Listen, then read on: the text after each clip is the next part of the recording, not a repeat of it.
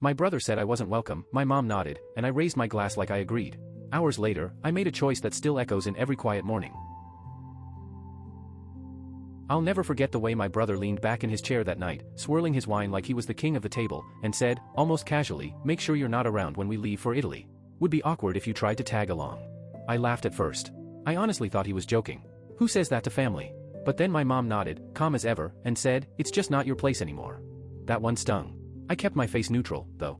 I lifted my glass, tapped it lightly against theirs, and said the only word I could manage without my voice breaking, "Understood." They clinked their glasses with mine, all smiles, as if I had just given my blessing. My dad even chuckled and started rambling about gelato flavors. My sister was scrolling through her phone, showing my mom swimsuits she wanted to wear along the Amalfi Coast. Not one of them looked at me twice. And in that moment, they didn't realize it, but they'd already lost me. That night, back in my apartment, I sat at my desk staring at the glowing screen of my laptop. The confirmation emails were right there, every plane ticket, every hotel booking, the private cars I had reserved.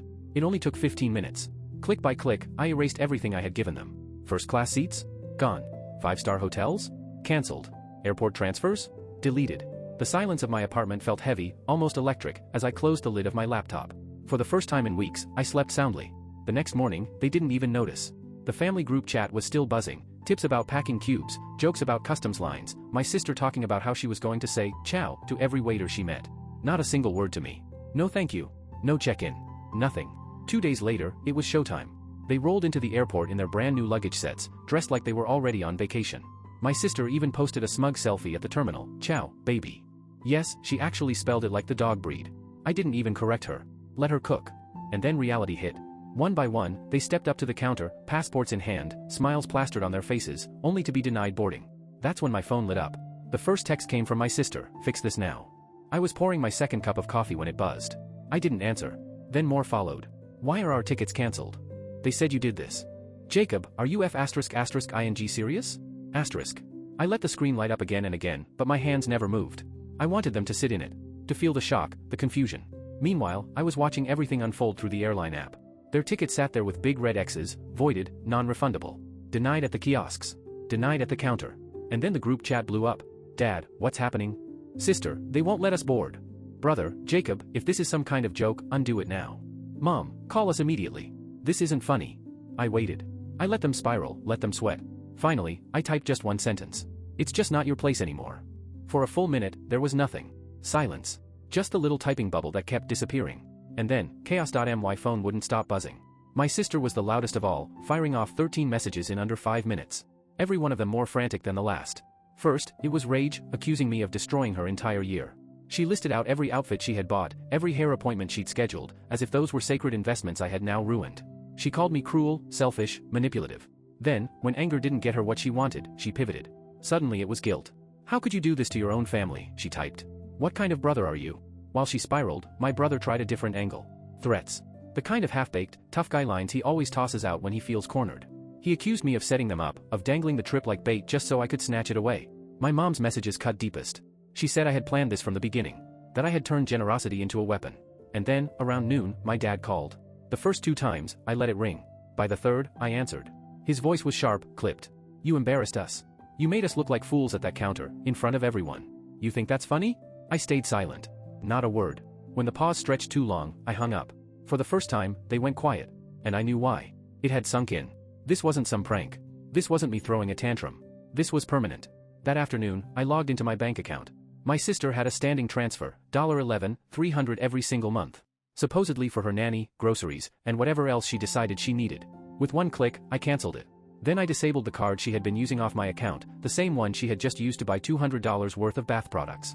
Next, I called the dealership. The shiny white SUV parked in my parents' driveway? My name was on the title. I didn't hesitate. I gave them the address and told them to send a tow truck. By 3 p.m., it was gone. By 5, I was on the phone with my brother's landlord. His lease? Also in my name. $1,000 a month. He hadn't paid a cent in over 6 months. I gave notice that I'd be stepping off the lease. 30 days. After that, he was on his own. That night, the group chat woke up again. "Mom, let's be rational. Sister, please, I have no way to pay the nanny now. Brother, I'll figure it out, but what you did was messed up." Not one apology. Not a shred of remorse. Just panic. They still thought I was the old version of me, the one desperate for connection, the one who bought their approval with silence and money. They hadn't realized that version of me was gone. This wasn't revenge. It wasn't a tantrum. It was closure. And they weren't ready to face it. by the next morning, the tone had shifted again. No more rage, now it was desperation. I imagined them huddled in my parents' living room, voices raised, my mom trying to smooth things over, my sister pacing, my dad cursing under his breath while my brother blamed everyone but himself. At 8:12 a.m., my door shook with pounding fists. I didn't even need to check the peephole. I knew it was her. My sister. She was yelling my name, her voice cracking like she was on the edge of collapse. "This isn't fair, Jacob. You don't just cut people off. That's not how this works." The pounding came again. Harder this time. "I swear, if you don't open this door." Then silence. I stood in the kitchen, sipping my coffee, letting the sound of her footsteps fade. Through the window, I watched her stomp back to her car. She sat there for a while, furiously typing on her phone, face red with frustration. A minute later, my phone lit up again. "Congrats. The nanny quit this morning. She said she can't rely on a paycheck that might vanish. Now I'm stuck with everything." Followed by, "You did this for what? Because of one dinner conversation. You need help." I didn't respond. Instead, I logged back into my bank. Transfers? Cancelled. Card? Disabled. And when she said the nanny quit, I believed her. Not because of my sister, but because the nanny was smart. She probably saw this storm. A few hours later my phone rang again. It was Dad. I let it go to voicemail, same as everyone else. I wasn't in the mood for another round of performative outrage. When I hit play the message rolled out, long and breathy, Dad trying to stitch himself back together between sentences. "Jacob," he began, voice tight, "your mother's upset. I'm trying to hold this together, but you're putting us in a position we never imagined." He talked about the trip like it was some fragile, sacred thing, a new beginning, he called it, something that was supposed to fix whatever had splintered between us. And then, almost as an afterthought, he said, "I overreacted." He actually said the words. Overreacted. I laughed out loud, the kind of half-hysterical chuckle you get when something is so absurd it stops being painful for a second. Then came the line that felt like a lecture wrapped in guilt, "You might want to think twice before burning bridges. You never know when you'll need family again." The voice softened on the last part, like he was trying to be wise instead of ashamed. I saved the voicemail. Not because I thought I'd ever listen to it again, but because sometimes you need a paper trail of ridiculousness to remind yourself why you stopped answering the phone. Later that afternoon, Mom tried the soft approach. First a text, "Can we meet? Just talk. I feel like we're all saying things we don't mean." A minute later a 3-minute voicemail, her voice wavering with that practiced blend of hurt and authority she uses when she wants to sound reasonable. She called me cold, accused me of holding a grudge, told me family wasn't something you opted out of because feelings got bruised. She called cutting them off financially spiteful. She said I'd regret it. I listened to the whole thing without a sound. The apartment hummed around me, the old refrigerator, a distant siren, the kettle cooling on the stove. Their voices on my phone sounded like echoes of people I used to be able to trust. They kept treating this like a tantrum, a weekend storm that would pass and leave everything as it was. They had no idea the temperature had permanently changed. 3 days of silence followed. That should have been the explosion, more shouting, bargaining, whiplash apologies. Instead, nothing. No messages, no frantic calls, no attempts to guilt me into compliance. The quiet was strange, pregnant. It felt less like acceptance and more like people recalibrating, regrouping, deciding their next move. And then Thursday morning, just after 10 o'clock, HR called. "Do you have a moment?" the woman on the other end asked, all polite and clinical. The word complaint jumped at me like a cold splash of water. I asked to step into a meeting room, because that's how you make yourself look serious when your chest has suddenly gone tight. They told me someone had submitted an anonymous report through the ethics portal. It was detailed, too detailed. Allegations that I'd used company funds to bankroll a family vacation, doctored expense reports, used reimbursements to cover personal favors. There were attachments, invoices, screenshots, even a fake company memo that claimed the Italy itinerary was for an executive retreat. I didn't need to be Sherlock to know who smelled blood in the water. Humiliated people tend to get creative. They don't just sulk, they try to burn the house down. I could picture them huddled at the kitchen table, furious fingers flying over keyboards, turning their wounded pride into evidence. HR promised a formal review. They said the documents looked off, names spelled wrong, formatting inconsistent, things a normal forger would miss. They'd cross-check everything. By 3 p.m., they'd cleared me. Paper said clean, intent said ugly. The message was loud and obvious. This wasn't only about hurt feelings. It was about sabotage, quiet, methodical, vindictive. I didn't blow up the group chat. I didn't call to gloat. I sent one text to my sister, dry as a shrug, solid attempt. Try spelling the VP's name right next time. I hit send and sat back, waiting for the inevitable drama. 10 minutes later, "No clue what you're talking about," she wrote. "You always think everyone's out to get you. That's not healthy. And then, let me know when you're ready to act like a grown-up." That last line almost made me laugh. Almost. I looked around my apartment again, the sun cutting a line through the blinds, dust motes drifting like tiny constellations, and for the first time in a long while, I felt something settle in my chest that wasn't adrenaline. It was quiet, hard, absolute. Closure doesn't look like fireworks. It looks like small, deliberate cuts, accounts cancelled, cars reclaimed, leases ended. It looks like a person realizing they don't need to keep paying for a seat at a table that said they weren't welcome. And then, just as I was about to close my laptop, my phone buzzed. The caller ID flashed a number I didn't expect. I stared at it for a long beat, thumb hovering over accept. I was still shaking my head at everything when my doorbell rang. I wasn't expecting anyone, but when I opened it, there she was, a woman I didn't recognize. Late 30s maybe, with tired eyes and a little boy balanced on one hip. A canvas bag dangled from her other arm. "Are you Jacob?" she asked. I nodded, wary. "I'm Clara. I used to work for your sister, as her nanny." She shifted the boy higher on her hip and let out a weary sigh. "I'm sorry to show up like this, but I thought you should see this before she buries it." She held out a flash drive. Before I could even ask questions, she added, "I'm quitting. It's too toxic in that house. I don't want to be involved, but I saved some files. Just in case." I tried to hand her money. She shook her head. "She lied to you." "A lot," Clara said simply. Then she turned, walked down the hall with her son, and was gone. I shut the door, locked it, and just stood there staring at the flash drive in my palm. My chest was tight. Finally, I sat down at my desk, slid it into my laptop, and opened the folder. What I saw made my stomach drop. There were audio recordings, my sister's voice, smug and sharp, bragging to friends and even to my mom. Calling me a glorified ATM, laughing about how I always paid up if she tossed in a little guilt trip. One file had her openly explaining how she manipulated me into thinking the Italy trip was some grand family celebration. In reality? She said it was their reward for having to put up with my so-called holier-than-thou attitude. And my mom's voice, it was there too. More than once. Calmly reassuring her, "Don't worry, he's spineless. He'll never push back." It got worse.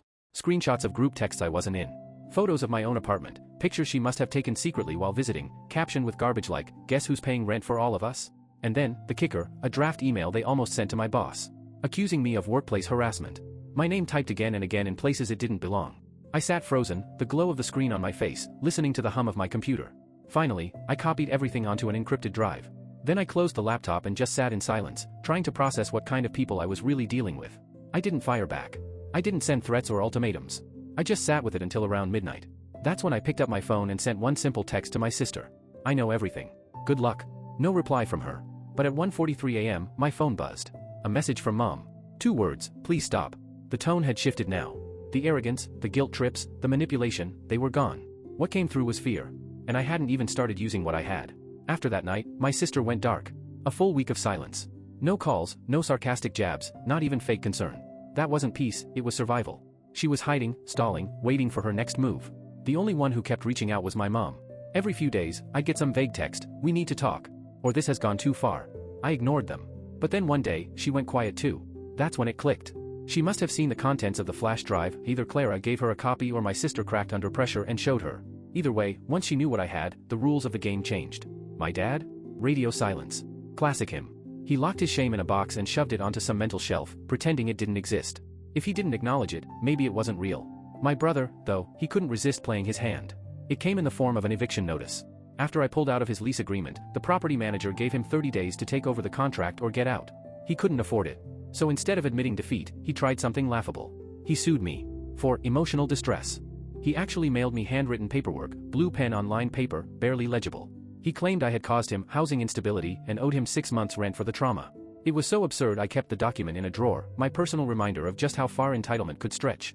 I didn't respond. I let him file it. The court tossed it out almost immediately.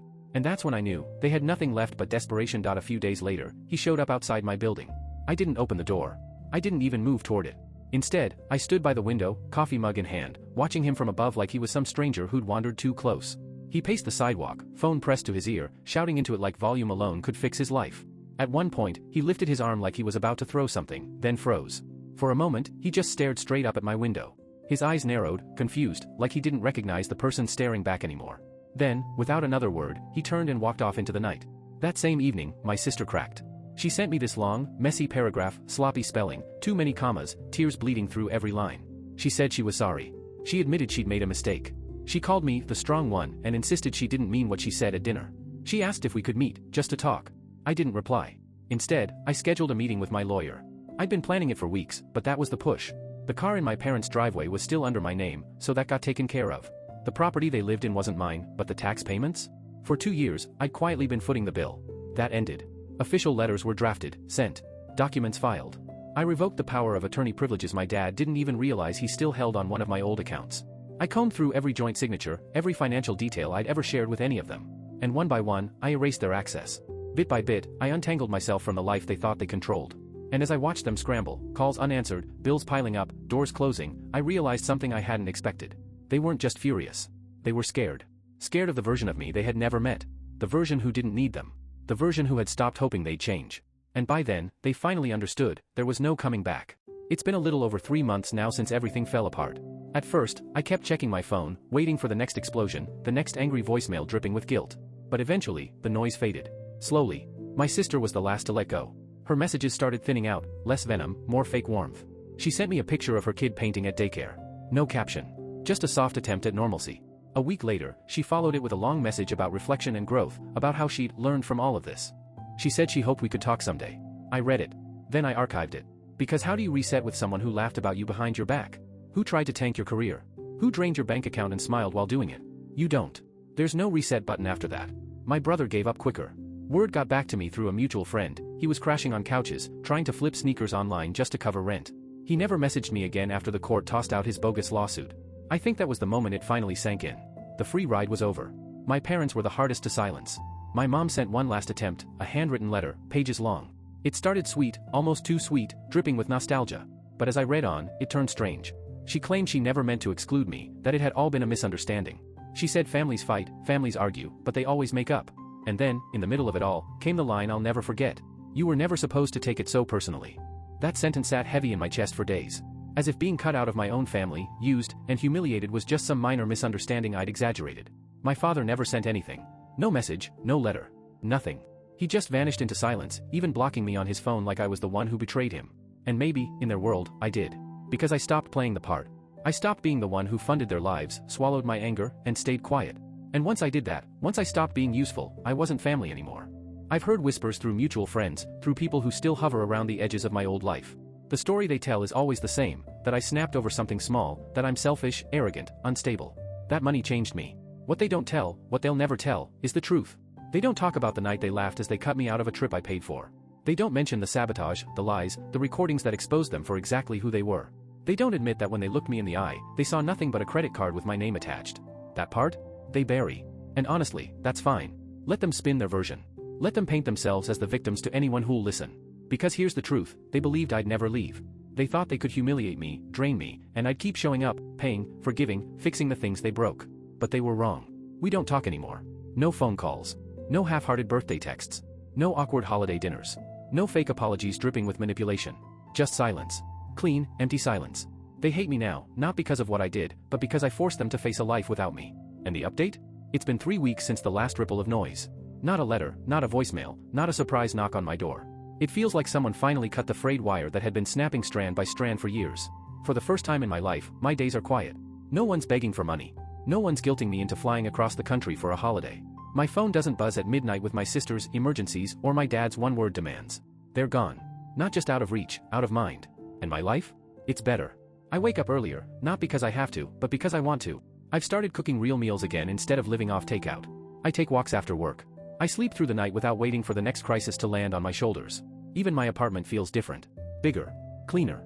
I took down the family photos I used to keep out of guilt and replaced them with snapshots of places I've been, people who never asked me for anything except to be myself. A few people in my life know the full story. I don't share it often, but when I do, they always react the same way. I can't believe you went through that. But here's the thing, I didn't just go through it. I lived it. For years. I accepted it. Normalized it. It wasn't one big betrayal, it was a slow bleed. Death by 1,000 withdrawals. Love that always came with a bill. Support that always had strings. Family that only existed as long as I kept paying for the glue to hold it together. And I'm not bitter anymore. I'm not even angry. That part burned away. What's left is sharper, clarity. They never saw me as a son, a brother, or even a person. Just a resource. And when I stopped being useful, they tried to punish me for it. But here's the beautiful thing about being done. When you've already lost everything that never really existed, there's nothing left to lose. No more patching up a family that was never real. No more hoping they'll wake up one morning and finally see me. I deleted their numbers. Blocked their emails. Closed every last account they were quietly feeding off. It's not revenge.